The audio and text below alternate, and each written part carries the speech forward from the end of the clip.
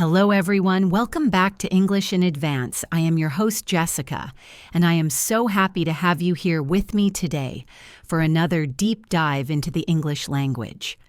Today, we have a very special and extremely useful lesson for you because we are going to focus entirely on real English for daily communication. This is all about moving away from those stiff textbook sentences that you might remember from school and stepping into the world of natural, fluid, and confident speaking. We are going to cover so much ground today to help you improve your listening and speaking skills, and I have designed this to feel just like a real conversation between friends. So get comfortable. Maybe grab a cup of coffee or tea, and let's get started on making your English sound more advanced and natural. I want to start by asking you a simple question. Have you ever been in a situation where you know the grammar perfectly? You know all the vocabulary words, but when you try to speak to someone in real life, you just freeze up? Or maybe you feel like what you are saying sounds a little bit robotic or like you are reading from a book. That is completely normal, and it happens to almost everyone who is learning a new language. The reason is that textbooks teach you structure and rules, but they often don't teach you the melody, the rhythm, or the specific phrases that native speakers actually use every single day.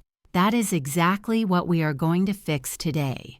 We are going to look at the small details that make a big difference, and I will be giving you plenty of chances to practice your speaking along the way. So make sure you are ready to repeat after me when I ask you to. Let's begin with the most common part of any daily communication, and that is the greeting.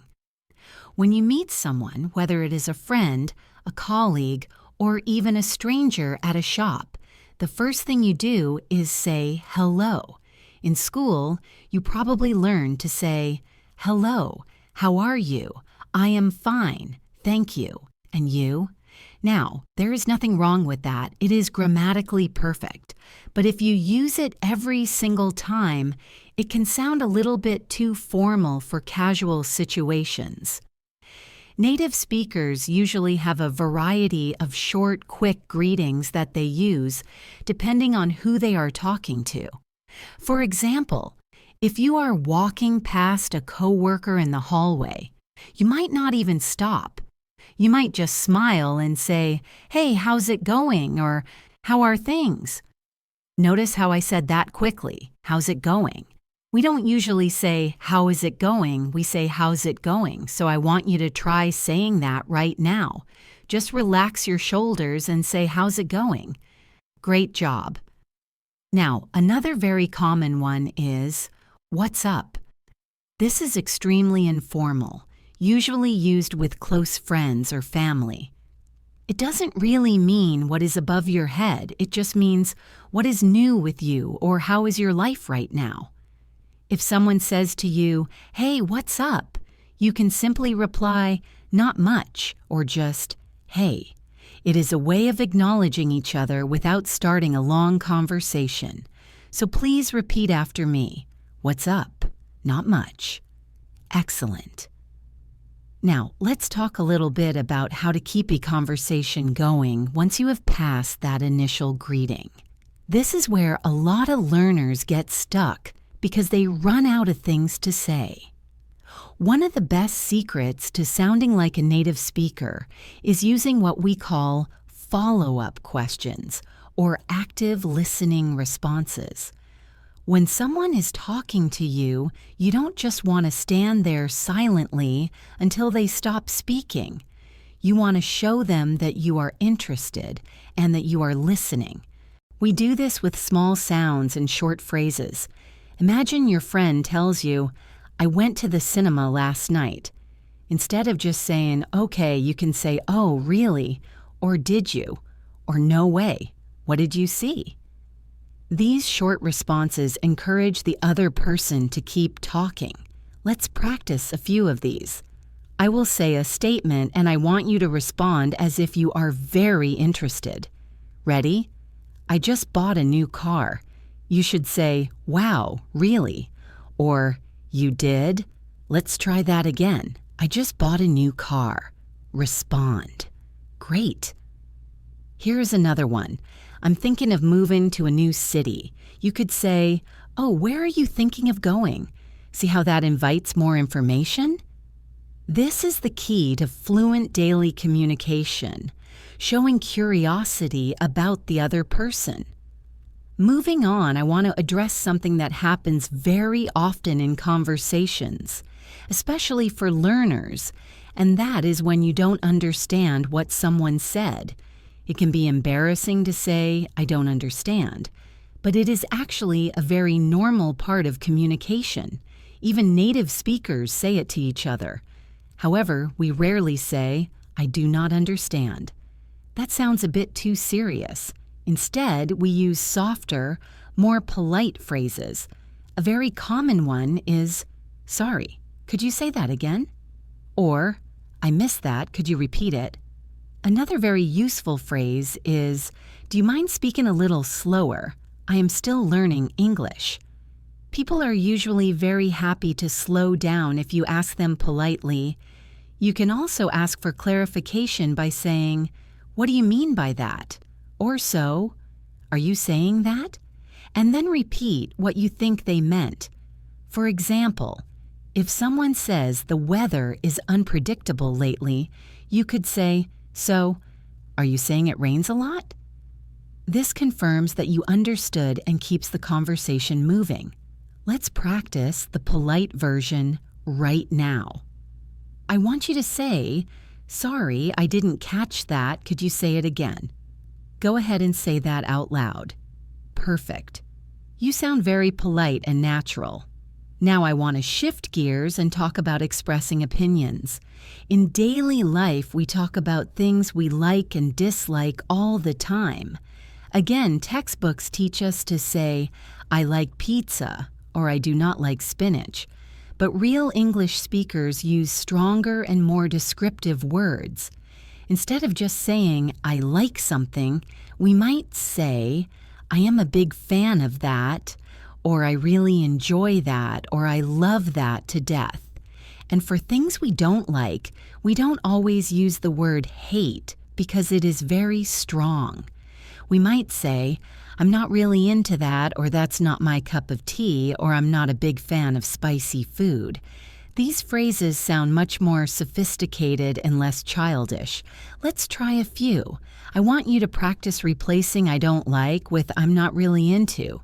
So instead of saying, I don't like basketball, you would say, I'm not really into basketball. Try saying that, I'm not really into basketball. Good. Now, let's try the phrase, not my cup of tea. This is a lovely idiom. It means it is not something I prefer. For example, horror movies are not my cup of tea. Try saying that. Horror movies are not my cup of tea. Excellent. You are doing wonderfully. Another aspect of daily communication is making plans. This is a very practical skill. You might want to invite a friend out for lunch or suggest going to the gym. A very natural way to suggest an activity is by using the phrase, do you want to? But in spoken English, we usually shorten it to wanna. So do you want to grab some coffee later? Grab means to get or to go quickly. We use grab for food or drinks very often. Or you could say, are you up for going to the movies? To be up for something means to be interested in doing it or having the energy to do it. If someone asks you, are you up for a hike?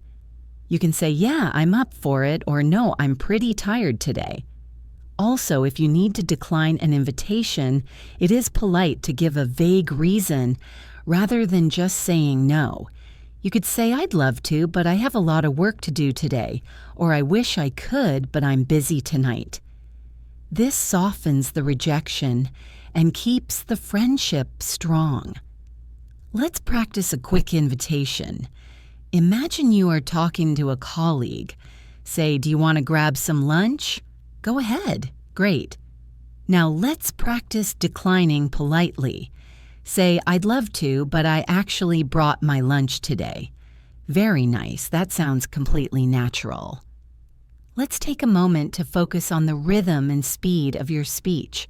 Sometimes learners think that speaking fast is the same as speaking fluently, but that is not true. Fluency is about rhythm and clarity. If you speak too fast, people might not understand you, and you might trip over your words. Native speakers actually slow down at important words and speed up over the small grammar words. We call this stress and intonation. For example, in the sentence, I need to go to the store, the most important words are need, go, and store. We say them a bit louder and a bit longer. I need to go to the store. The words to and the see are very quick and soft. If you say, I need to go to the store, with every word equal, it sounds robotic. So please focus on the key words. Let's try a sentence together. I am really happy to see you. Which words are important? Really. Happy, see? So we say, I am really happy to see you. Try saying it with me, emphasizing those 3 words. I am really happy to see you. Fantastic. You can hear the difference in your voice. It sounds much more emotional and human. Now, I would like to give you some tools for transitioning between topics.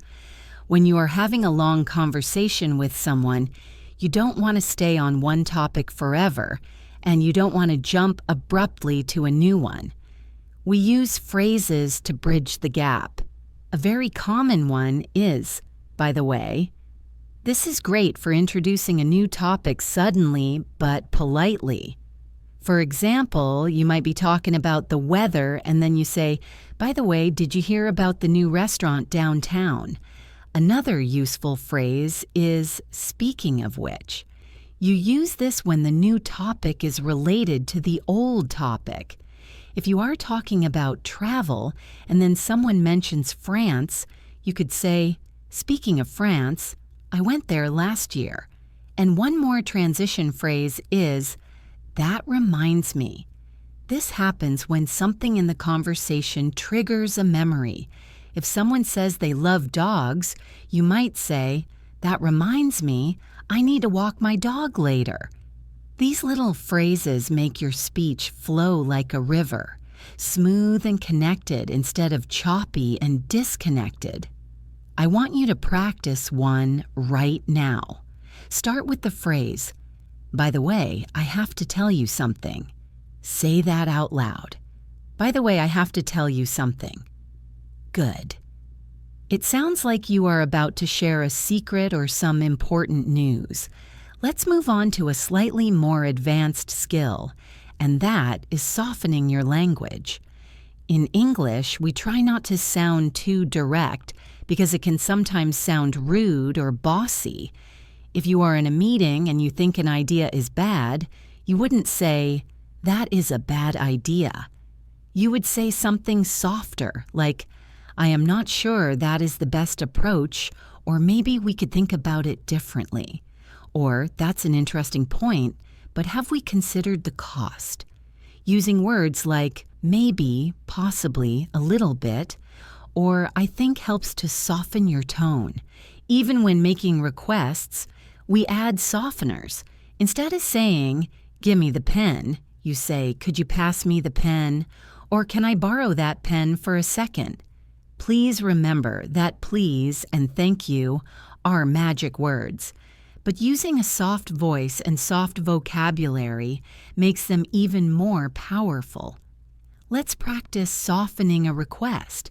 Instead of saying, close the door, I want you to say, would you mind closing the door? Do you hear the difference? Would you mind is very polite. Try saying it.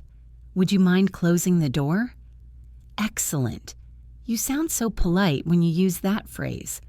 Now, let's talk about technology and how it affects our communication. We often talk on the phone or send text messages, but we still need to know what to say. If you are calling someone and they don't answer, you leave a voicemail.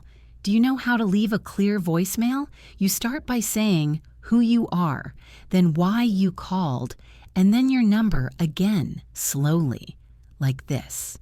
Hi, this is Jessica. I'm calling to confirm our meeting tomorrow. Please give me a call back when you get a chance. You can reach me at 5550199. Thanks. It is simple and direct. And when we are texting, we use abbreviations like LOL for laugh out loud or BRB for be right back. But in a professional context or even in a polite daily conversation, we still write full words. I encourage you to practice writing full sentences when you text friends sometimes, just to keep your spelling and grammar active in your brain. But when speaking, stick to the contractions like I'm, you're, don't. It sounds much better than I am, you are, do not. I also want to touch upon small talk, which is that light conversation we have about unimportant things like the weather or traffic. It is not really about the topic itself. It is about acknowledging the other person's presence and being friendly. If you are in an elevator with someone, you might look at them and say, "It's really cold today, isn't it?" Notice the tag question at the end, isn't it? This invites agreement. The person will likely say, "Yes, it is freezing." Or if it is raining, you can say, "The rain is terrible today, I forgot my umbrella." Sharing a small struggle like forgetting an umbrella is a great way to build a quick connection because everyone can relate to it. You don't have to tell a long story. Just a sentence or two is enough. So next time you are waiting in line or waiting for a bus, look at the person next to you and try making a comment about the situation. You might just make a new friend or at least make the wait feel shorter. Try saying this with me. It's such a beautiful day, isn't it? It's such a beautiful day, isn't it? Very nice. Let's now focus on some common idioms that appear in daily conversation. These are phrases where the meaning is not obvious from the individual words. One very popular idiom is bite the bullet. This doesn't mean to actually bite a piece of metal. It means to force yourself to do something unpleasant or difficult that you have been avoiding. For example, I need to bite the bullet and go to the dentist. Another common one is break a leg. This is used to wish someone good luck, usually before a performance or a presentation. You would say, break a leg at your meeting today. It sounds like the opposite of good luck, but it is a theater tradition. One more is call it a day. This means to stop working on something, usually because you are tired or have done enough. You might say to your colleagues, "It's getting late. Let's call it a day and go home." Learning idioms is fun because it makes you feel like an insider in the language culture. Try to use bite the bullet in a sentence right now. Maybe think of a chore you need to do. Say, I need to bite the bullet and clean my room. Excellent. I want to take a moment to talk about feelings and emotions. Sometimes it is hard to express exactly how we feel, especially in a second language. We often default to the basics. I am sad, I am happy, I am angry. But there is a whole world of words in between. Instead of just sad, you could be disappointed, frustrated, lonely, or upset. Instead of just happy, you could be thrilled, delighted, relieved, or excited. Being specific helps people understand you better. If you had a hard day at work, saying you are frustrated explains that there was a problem you couldn't solve. If you say you are exhausted, it tells people you are very tired, maybe more than just tired. Vocabulary is the paint you use to draw a picture of your life for others. The more colors you have, the more detailed the picture is. So I want to encourage you to learn a few new emotion words this week. Maybe look up the difference between nervous and anxious, or surprised and shocked. It is fascinating to see the small differences. Try saying, I am so relieved that it is finally the weekend. Say that with me. I am so relieved that it is finally the weekend. Doesn't that feel good to say? It sounds like a deep breath. Now, let's practice a typical scenario. Imagine you are meeting a friend, Sarah, that you haven't seen in a long time.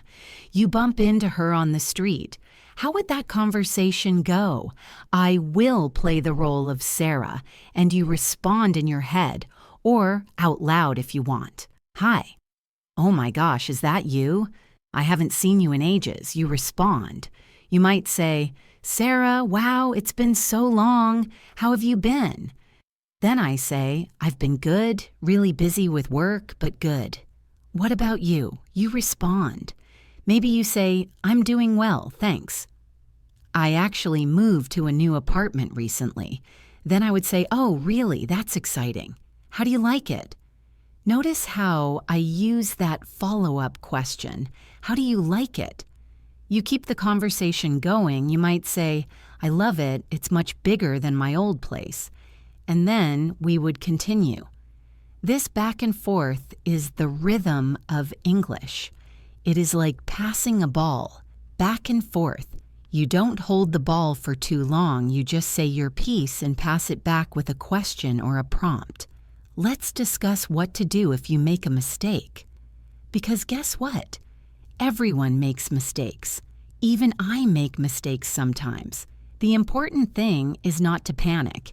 If you say the wrong word or use the wrong tense, just correct yourself and keep going. You can say, let me rephrase that. For example, if you say, I go to the store yesterday, which is wrong because it is past tense, you can immediately say, I went to the store yesterday. It shows that you are monitoring your speech and that you care about accuracy. Do not be afraid to laugh at yourself.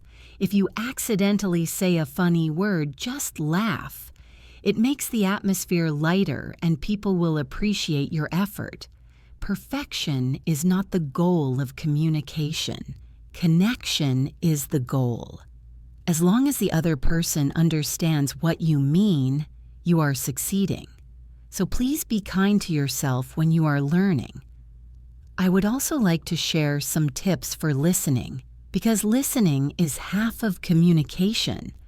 If you are watching a movie or listening to a podcast in English, try not to translate every word in your head to your native language. That is too slow and you will get left behind. Instead, try to listen for the main idea. Focus on the words that are stressed, the words that are said loudly because those carry the meaning. The small words like at, on, in, to are important for grammar, but they often disappear in fast speech. Train your ear to catch the rhythm and the melody of the sentence. Also, do not be afraid to listen to the same thing multiple times. You will hear new details each time. Listening to music is also a great way to learn pronunciation because songs are rhythmic and repetitive. Try to sing along. It really helps with your mouth muscles. Let's move into talking about future plans and hopes. We often talk about what we will do tomorrow or next year. We use words like planning to, hoping to, going to, and would like to. For instance, I am planning to visit my family next month, or I am hoping to get a promotion soon. Notice the difference. Planning to means you have made a decision and maybe bought a ticket. Hoping to means you want it to happen, but it is not certain yet. These nuances are very important for clear communication. If you say, I am going to buy a house, it sounds like a definite plan. If you say, I would like to buy a house, it sounds like a dream for the future. Be clear about your intentions. Let's practice. I want you to tell me about something you are hoping to do. Use the phrase, I am hoping to. You might say, I am hoping to learn Spanish this year. Go ahead and say that. I am hoping to learn Spanish this year. Good. Or maybe I am hoping to travel to Japan. That sounds like a lovely plan. Another very useful skill is checking for understanding. This is when you want to make sure that you explained yourself clearly or that you understood someone else correctly. You can use phrases like, does that make sense? Or, do you know what I mean? For example, if you are giving directions, you can stop and say, so you go left at the bank, then right at the school. Does that make sense? This gives the other person a chance to ask questions if they are confused. It is very polite and helpful. On the other side, if someone is explaining something complex to you, you can say, so, what you are saying is, and then repeat the main point in your own words. For example, so what you are saying is that the meeting is on Friday, not Thursday. This confirms the details and prevents mistakes. Try saying, does that make sense? Right now. Does that make sense? It is a very helpful phrase. I want to talk briefly about the culture of saying please and thank you. In English-speaking cultures, these are used very frequently, maybe more than in your culture. We say thank you when someone hands us a pen, when someone holds the door, when the waiter brings our food, and when someone says thank you to us, we say, you are welcome. There are many ways to say you are welcome. You can say, no problem, my pleasure, anytime, or don't mention it. Using variety here makes you sound fluent. If you say you are welcome every time, it is fine, but no problem fits a casual situation better. And if someone thanks you profusely, you might say, oh, it was nothing really. These are social lubricants that keep interactions smooth and friendly. So next time someone does something small for you, look them in the eye and say, thanks, I appreciate it. That is a very strong phrase, I appreciate it. It shows gratitude. Repeat after me, thanks, I appreciate it. Let's also cover giving advice. Sometimes friends or colleagues come to us with a problem. We want to help them. You can start with phrases like, if I were you, I would, or you could try, or have you thought about? For example, if your friend has a headache, you wouldn't just say, take medicine. You would say, have you tried drinking some water? Or if your friend is bored, you could say, why don't you go for a walk? The phrase, why don't you, is a gentle suggestion. Using if I were you makes it clear that this is just your opinion, not a command. For example, if I were you, I would talk to the manager. It puts yourself in their shoes. Let's practice giving a piece of advice. Imagine your friend is stressed. Say, you should try taking a break. Or, why don't you listen to some music? Try saying that. Why don't you listen to some music? It sounds very supportive and kind.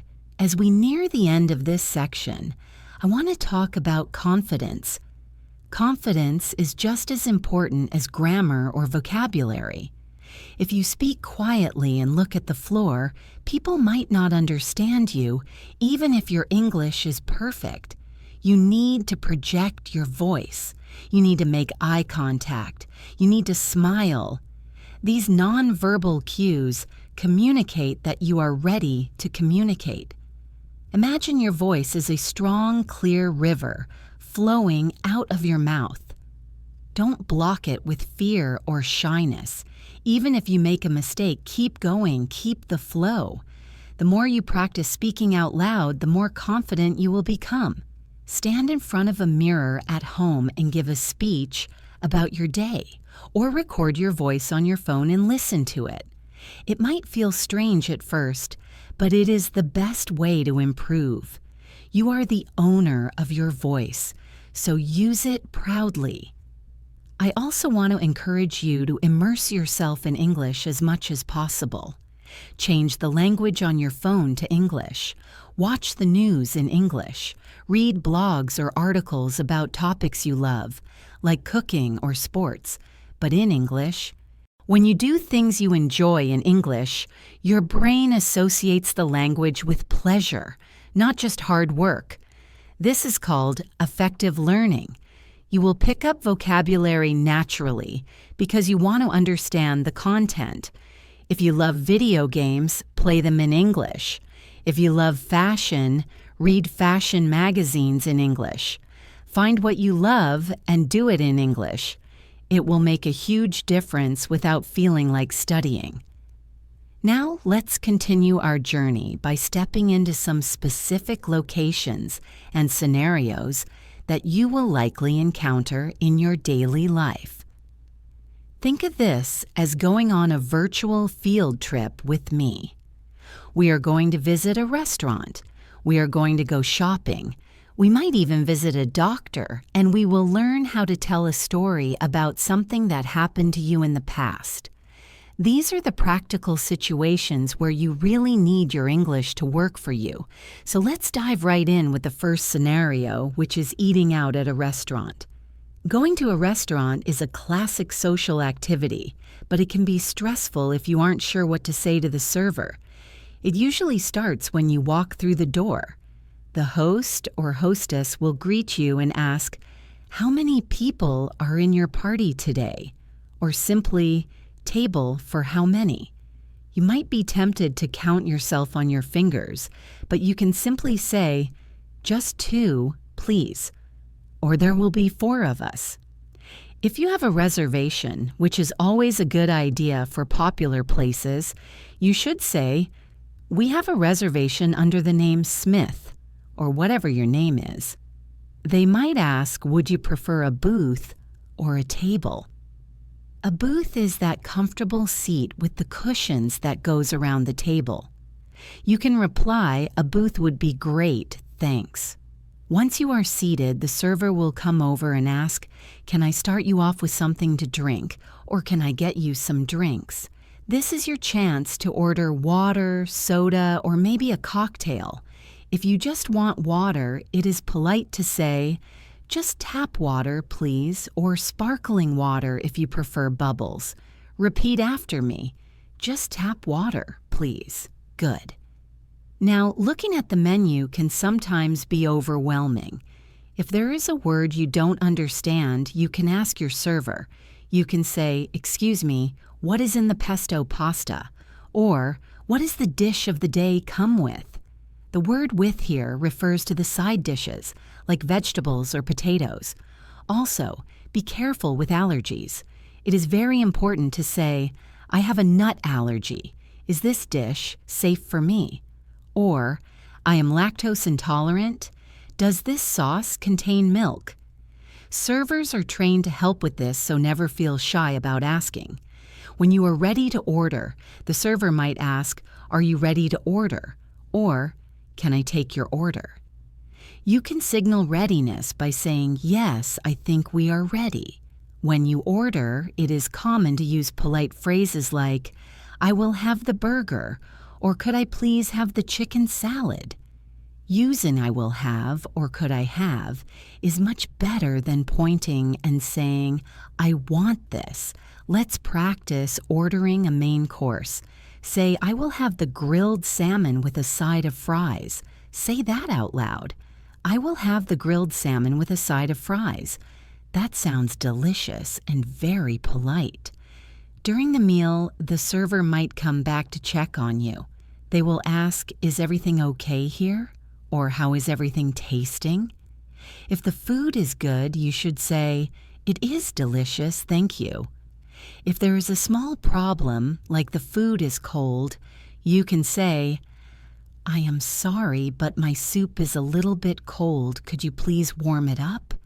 There is no need to be angry or rude. Just state the fact politely and they will fix it. When everyone is finished eating and you are ready to leave, you need to ask for the bill. In the United States, you say check, please. In the United Kingdom and many other places, you say bill, please. I will teach you both, but you can choose the one that fits the version of English you are learning. If you are eating with friends and you all want to pay for your own food, you can ask the server, could we have separate checks? Or can we split the bill? If you want to treat your friends and pay for everyone, you can say, this one is on me, or I have got this. It makes you feel very generous and kind. Let's practice asking for the bill. Say, excuse me, could we have the bill, please? Excellent. Leaving the restaurant, our next stop is the shops. Shopping is another place where specific phrases are very helpful. As soon as you walk into a clothing store, a sales assistant might come up to you and ask, can I help you find anything? Or, are you looking for anything in particular? If you just want to look around by yourself without their help, you can say, no thanks, I am just browsing, or I am just looking. Browsing is a great word that means you are looking at things to see what you like, but you are not ready to buy yet. Say it with me. I'm just browsing. Thanks.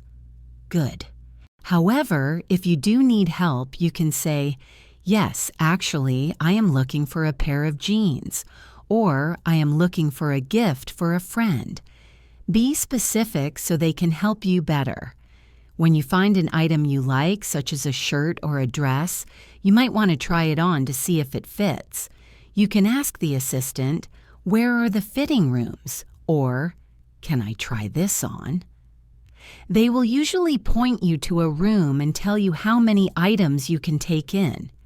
If you try something on and it doesn't fit, you need to explain why.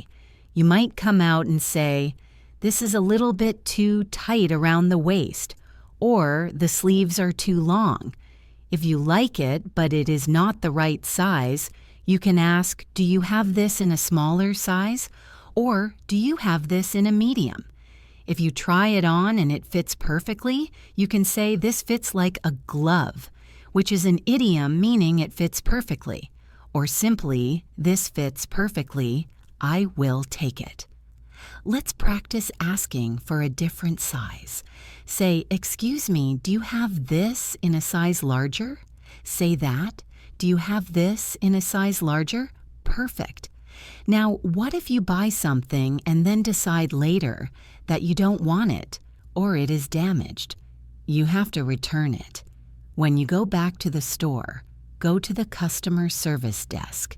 You should say, hi, I would like to return this item.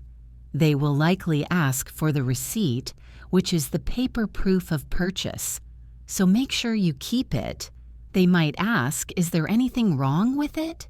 You can say, actually, it has a stain on it, or it just does not fit me right.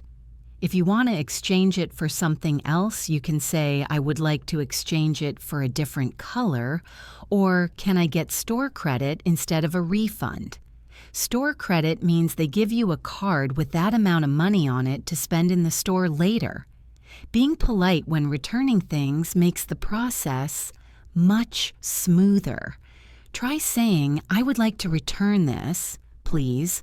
It is not quite what I was looking for. That sounds very natural.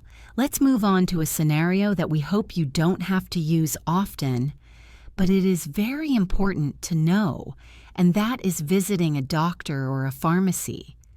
Your health is the most important thing, and you need to be able to describe how you feel accurately. When you see a doctor, they will start by saying, what seems to be the problem today? Or how can I help you? You need to describe your symptoms. A symptom is a physical feeling that shows you are ill. For pain, we usually say, I have a headache or I have a stomach ache. Be careful not to say, I have pain in the head. We use the specific word, headache, backache, toothache. If you are feeling sick to your stomach, you can say, I feel nauseous, or I think I have a fever. If your throat hurts, say, I have a sore throat. And if you are coughing a lot, say, I have a persistent cough. Let's practice describing a headache. Say, Doctor, I have a terrible headache and my neck feels stiff. It is important to describe where the pain is and how strong it is. You can say it is a sharp pain or a dull ache. This helps the doctor understand you better. If you need to go to a pharmacy to buy medicine, the pharmacist might ask, do you have a prescription? A prescription is the paper note a doctor writes for you. If you do, you say, yes, here it is. If you just need advice for a cold, you can say, I have a runny nose and a sore throat. What do you recommend for that? The pharmacist might suggest an over-the-counter medicine, which means you don't need a doctor's note to buy it. They might ask, are you allergic to any medications? You must answer truthfully, I am allergic to penicillin, or no, I am not. Try saying, I have a cold and I need something for a sore throat. Say that out loud. I need something for a sore throat. Good. Now you are prepared for those situations. Another vital part of daily communication is knowing how to ask for and give directions. Even with GPS on our phones, we sometimes get confused or need to ask a local person for help. If you are lost, stop a passerby politely by saying, excuse me, sorry to bother you, but I am a bit lost. Bothers means to disturb someone, so saying, sorry to bother you is very polite. Then you can ask, could you tell me how to get to the train station, or which way is the city center? They might give you directions using words like, go straight ahead, turn left at the traffic lights, or take the second right. If they say it is on your left, it means you will see it on the left side of the street. Sometimes they might use landmarks, big buildings that are easy to see. They might say, it is right next to the big church, or it is just past the library. If you don't understand, you can ask, would you mind repeating that? Or, could you speak a little more slowly, please? Let's practice asking for directions. Say, excuse me, could you tell me where the nearest bank is? Good. Conversely, if someone asks you for directions and you know the way, try to be clear and helpful. You can say, sure, it is not far. Go straight down this street and turn left at the corner. It will be right there. If you don't know where it is okay to say, I am sorry, I am not from here myself, or I am not sure. But there is a police station over there. Maybe they can help. It is better to be honest than to give the wrong directions. We also use prepositions of place very often here. Words like between, behind, in front of, opposite, and across from. For example, the bank is between the cafe and the shoe shop, or the park is across from the hospital. Visualize these places in your mind. It helps to remember the words. Try saying, the museum is just opposite the library. Say that. The museum is just opposite the library. Very good. Now I want to focus on the art of storytelling. We all love to share stories about what we did on the weekend or what happened to us at work. But telling a story in a second language can be hard because you need to connect events in time. To tell a good story in English, you need to use what we call sequence words. These words act like signposts showing the order in which things happened. The simplest ones are first, then, next, after that, and finally. For example, you might say, first, I woke up early. Then, I went for a run. After that, I had a big breakfast. And finally, I went to work. This structure makes your story easy to follow. But you can make it more interesting by using past tenses correctly. When we tell a story about the past, we usually use the simple past for the main actions, words like went, saw, ate, played. But we also use the past continuous to set the scene or describe a background action that was happening. For instance, I was walking down the street when it started to rain. Was walking is the past continuous. It sets the scene. Started is the simple past. It is the action that interrupted the scene. This combination is very powerful. Try making a sentence like that. I was watching TV when the phone rang. Say that with me. I was watching TV when the phone rang. You can see how it creates a little scene in your mind. You can also use words like suddenly, fortunately, or unfortunately to add drama. For example, I suddenly realized I forgot my keys. Or fortunately, my friend was there to help. When telling a story, it is also good to react to your own story. If you are telling someone about a scary moment, you can say, "It was so scary, you won't believe it." If it is funny, you can say, "I couldn't stop laughing." These reactions help the listener feel the emotion of the story. Don't just list facts. Connect with your audience. For example, instead of saying, "I went to the zoo and saw a lion," say, "You will never guess what happened to me at the zoo. I was looking at the lions and suddenly one of them roared really loud. It was amazing." Do you see the difference? One is a report, the other is a story. I want you to try telling a short story right now. Just a simple one about yesterday. Start with yesterday. Maybe say, "Yesterday I went to the market. It was crowded. I bought some apples, and then I met my friend." Continue that in your own words. Go ahead. Excellent. Let's talk about some slang and informal expressions that are very common among friends. This is the English you might hear in movies or on the street, but not in textbooks. A very common word right now is chill. It can mean to relax. You might say, "I am just chilling at home today." Or it can mean someone is calm and relaxed. She is very chill. She never gets angry.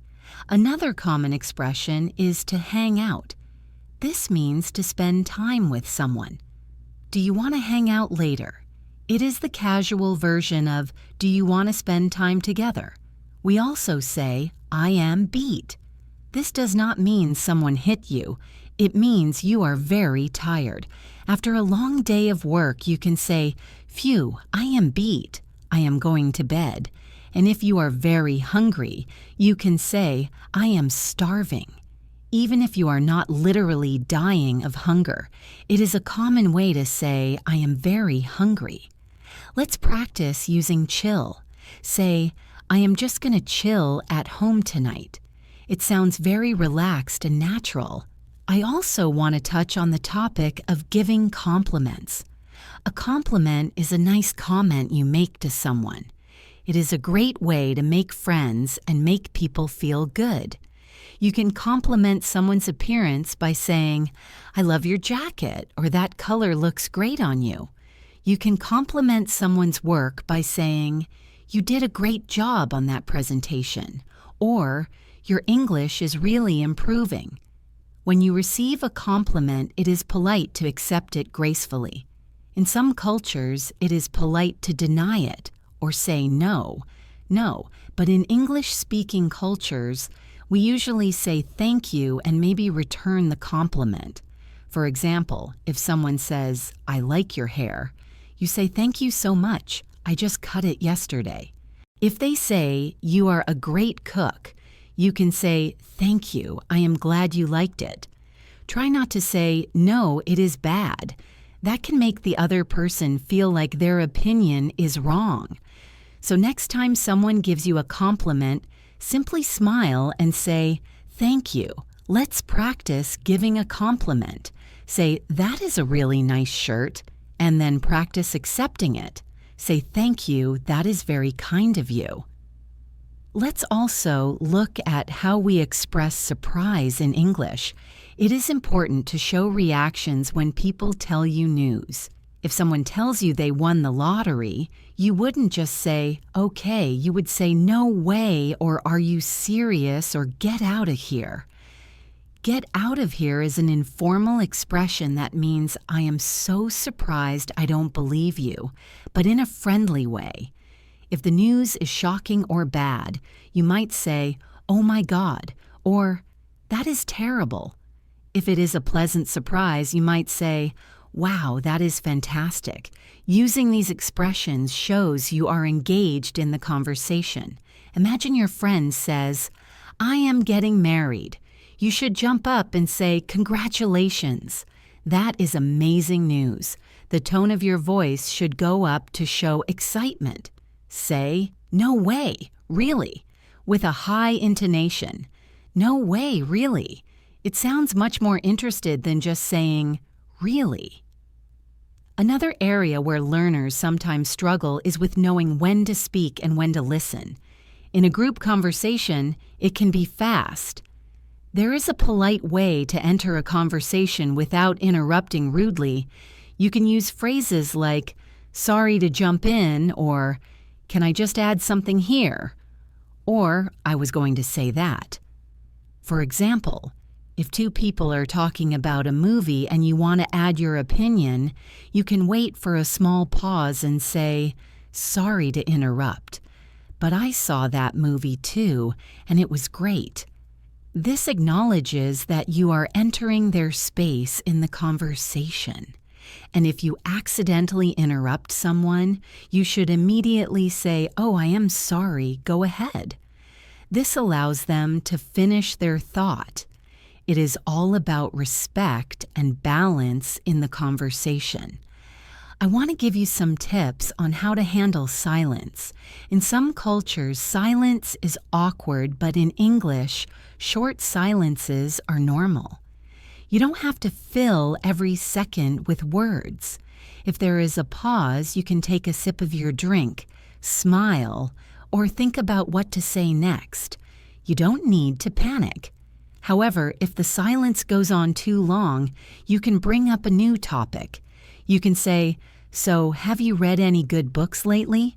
Or, did you see the news today? Having a few backup topics in your pocket is very helpful for social situations. Topics like travel, food, hobbies, and the weather are safe and usually interest everyone. Avoid controversial topics like politics or religion unless you know the person very well. Now, let's pack our virtual bags and head to the airport. Traveling is exciting, but it can also be stressful if you don't understand the announcements or the questions the staff ask you. The first interaction you usually have is at the check-in counter. The agent will ask for your passport and ticket. They might say, "Can I see your passport, please?" Or, "How many bags are you checking?" If you only have a small bag that goes under the seat or in the overhead compartment, you can say, "I just have a carry-on," or "I only have hand luggage." If you are checking bags, they might ask, "Do you have any sharp items or lithium batteries in your checked luggage?" It is important to answer truthfully. If you want a specific seat, you can ask, "Is it possible to get a window seat?" Or, "I prefer an aisle seat." The aisle is the walkway where the trolley comes past.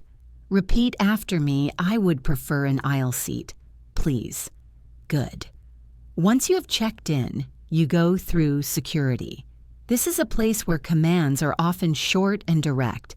The officer might say, "Please remove your belt, shoes, and jacket," or "Take your laptop and liquids out of your bag."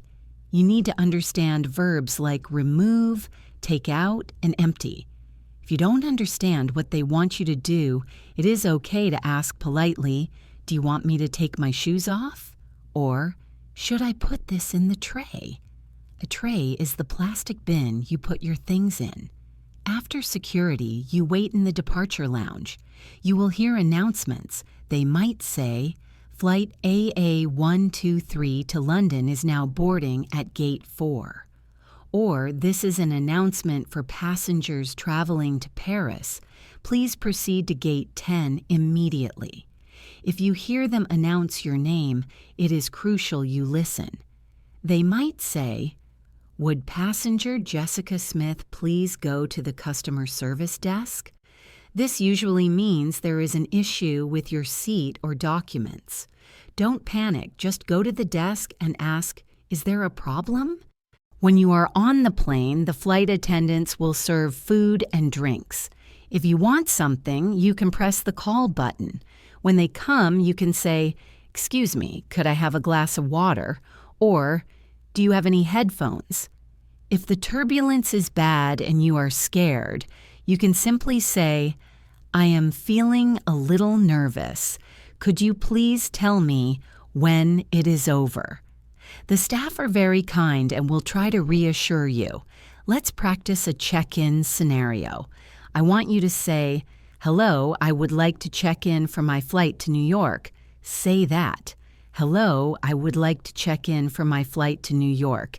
And if they ask, "Window or aisle?"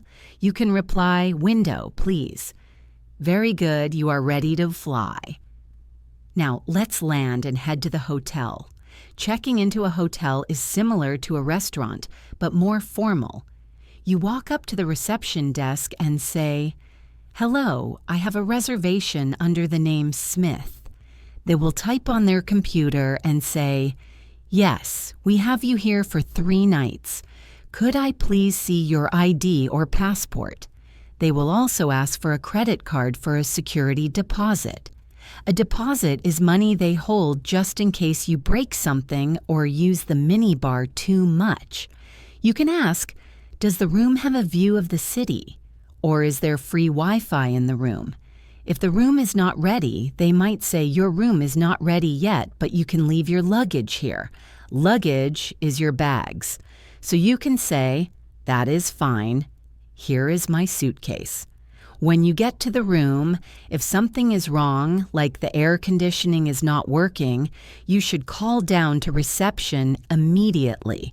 You can say, "This is room 305. The air conditioning is broken. Could you please send someone to fix it?" And when it is time to leave, checkout is usually around 11 in the morning. You go to the desk and say, "I would like to check out. Please." They might ask, "Did you enjoy your stay?" You can say, "Yes, it was very comfortable, thank you." Let's practice making a request at the front desk. Say, "Could I have a wake-up call at 7 o'clock tomorrow morning?" Say that. "Could I have a wake-up call at 7 o'clock tomorrow morning?" Perfect. Moving on from travel, let's step into the professional world. Using English in a workplace requires a different tone. It needs to be more formal, precise, and polite, especially with your boss or clients. One of the most common phrases in business is touching base. You might hear a colleague say, "Let's touch base later about the project." This simply means let's talk or let's update each other. It is very common. Another important phrase is loop someone in. If you are sending an email about a problem, you might copy your boss. You would say, "I will keep you in the loop," or "I need to loop my manager in on this decision." It means to keep them informed. In meetings, you might need to interrupt someone to make a point, but you have to do it politely. You cannot just shout out your idea. You should start with phrases like, "Sorry to interrupt, but I have a point to add," or "Can I jump in here for a second?" Or, going back to what Sarah said earlier, these show that you are listening and that you respect the flow of the meeting. If you agree with someone, you can say, "I completely agree with you on that point," or "That is a valid point." If you disagree, you must be very careful not to sound aggressive. You can say, "I see your point, but I have a different perspective," or "I am not sure if that will work because of the budget." Using the phrase, "I see your point," is a great way to soften the disagreement. Let's practice a polite interruption. Imagine your colleague is talking and you want to add something. Say, "Sorry to interrupt, but I would like to add something to that. Go ahead." Sorry to interrupt, but I would like to add something to that. That sounds very professional. Another aspect of workplace communication is giving feedback. If you are a manager, you might need to correct an employee. You should use the sandwich method. This means you say something positive, then the correction, then something positive again. For example, you could say, "I really like how fast you work, but I need you to check for spelling mistakes before sending the emails because it makes the company look unprofessional. However, overall, you are doing a great job." This makes the criticism much easier to hear. If you are receiving feedback, you should say, "Thank you for the feedback. I will work on that." Do not get angry or defensive. Just accept it gracefully. Try saying that with me. "Thank you for the feedback. I will work on that." Good attitude. Let's also talk about telephoning in English, because on the phone, you cannot see the person's face. It is much harder to understand. When you answer the phone at work, you usually say your name or department. For example, marketing department, this is Jessica speaking. If you are calling someone else, you start by saying, "Hello, this is Jessica calling from Company X. Could I speak to Mr. Jones, please?" If Mr. Jones is not there, the person might say, "I am afraid he is in a meeting at the moment. Can I take a message?" You could then say, "Yes, please." "Could you tell him I called?" Or "No, thank you. I will try again later." If the line is bad or you can't hear, you can say, "I am sorry, the line is very bad. Could you speak up a little?" Or, "I am afraid we are getting cut off." Cut off means the connection broke. Let's practice a phone introduction. Say, "Hello, this is John. I am calling regarding the invoice." Regarding is a professional word for about. Say that. "Hello, this is John. I am calling regarding the invoice." Very good. Now let's switch gears to a very important emotional skill, and that is empathy and dealing with bad news. In life, unfortunately, sad things happen. Friends lose their jobs, family members get sick, or people break up. Knowing what to say in these moments is difficult even in your native language. But in English, there are specific phrases that show you care. If someone tells you bad news, the first thing to say is, "I am so sorry to hear that." It is a universal phrase that works for almost any bad situation. You can also say, "That must be really difficult for you," or "I can't imagine what you are going through." These phrases show you are trying to understand their pain. Try to avoid saying, "Don't worry, it will be fine," because that might make them feel like you are ignoring their feelings.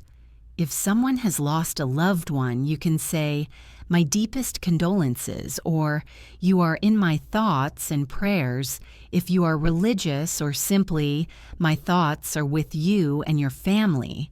If someone lost their job, you can say, "Is there anything I can do to help?"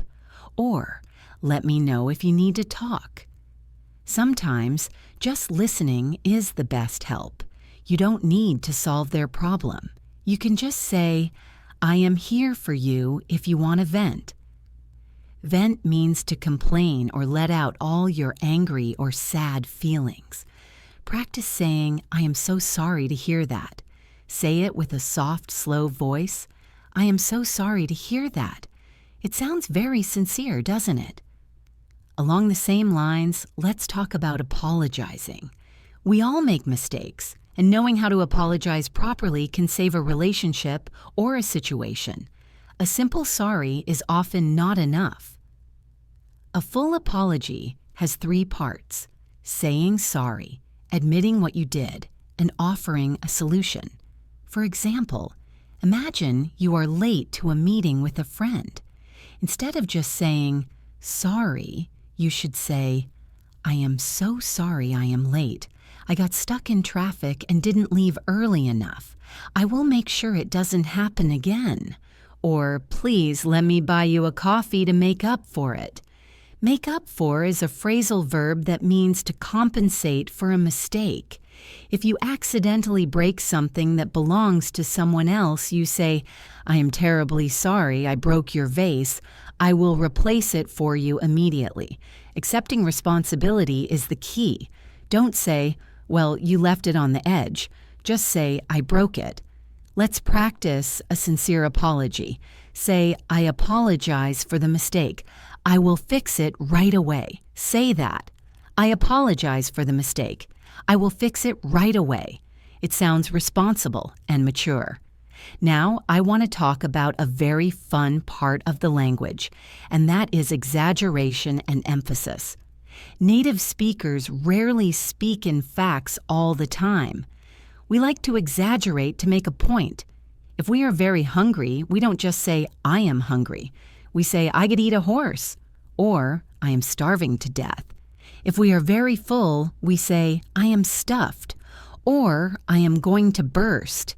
If we laughed a lot at a movie, we say, I laughed my head off, or it was hilarious. Using these expressions makes your English more colorful and entertaining. It shows personality. If you are waiting a long time for a bus, you might say, I have been waiting here forever. Even though you haven't really been there for eternity, it shows you are annoyed. Try to use the phrase, I have a million things to do today. It is more expressive than saying, I am busy. Repeat after me, I have a million things to do today. It feels like a lot of pressure, right? That is the feeling we want to convey. Let's also look at how we ask for clarification in a smart way. Sometimes you understand the words, but you don't understand the meaning or the context. You can ask, what do you mean exactly? Or could you elaborate on that? Elaborate means to give more details. This is a great word to use in professional or academic settings. If someone uses a word you don't know, you can ask, sorry, what does that word mean in this context? Or, could you give me an example of that? Curiosity is your best friend here. Don't just nod and smile if you are confused. Ask. People usually like explaining things. It makes them feel smart. So, asking for clarification actually improves your relationship with the speaker because it shows you are listening carefully. Let's practice asking for an example. Say, that is interesting. Could you give me an example? Go ahead. That is interesting. Could you give me an example? Good.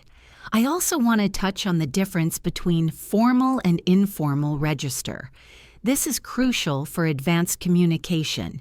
You speak differently to a judge than you do to your best friend. Formal English uses longer sentences and more Latin-based words. Instead of get, you use receive. Instead of ask, you use inquire. Instead of tell, you use inform. For example, formal. I would like to inquire about the price of the item. Informal. How much is this thing? Formal. Please wait a moment. Informal. Hang on a sec. Knowing when to switch is a skill. If you are at a job interview, you stay formal. If you are at a barbecue, you go informal. You can listen to how the other person is speaking and try to match their level. This is called mirroring. If they use slang, you can use a little slang. If they speak very properly, you should do the same. It helps build rapport. Rapport means a good relationship or connection. We have covered so much today, from airports and hotels to professional meetings and deep emotional conversations. I hope you are seeing that English is a tool for living. It is the key to opening doors, solving problems, and connecting with hearts. I want you to feel confident that no matter situation you walk into, you have the words to handle it. It is just a matter of practice and exposure. Surround yourself with English. Listen to podcasts. Watch English movies without subtitles if you are brave enough. And most importantly, speak. Before we wrap up this extensive session, I want to give you one more challenging role play. This is a combination of skills. Imagine you are in a cafe and the waiter brings you the wrong coffee. You have to politely tell him. Then, imagine your friend calls you and tells you she lost her job. You have to comfort her. And finally, imagine you are at the airport check-in and they ask for your passport. Do this all in your head or out loud right now. First, sorry, I think this is not my order. I asked for a latte. Second, oh no, I am so sorry to hear that. Is there anything I can do? Third, here is my passport. I would like a window seat, please.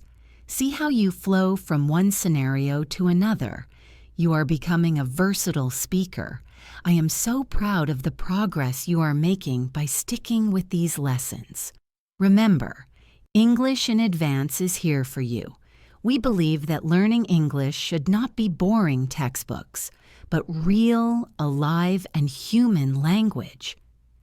If you found value in this extended episode, please make sure to like the video and subscribe to the channel. Share it with your friends who might also want to improve their daily communication. Leave a comment below telling me which part of today's lesson was the most useful for you. Was it the airport English, the workplace phrases, or the empathy section? I love reading your comments. Keep practicing, keep smiling, and do not be afraid to make mistakes. Every mistake is a step towards fluency. I am Jessica, wishing you the best on your English journey. Until next time, take care and bye for now.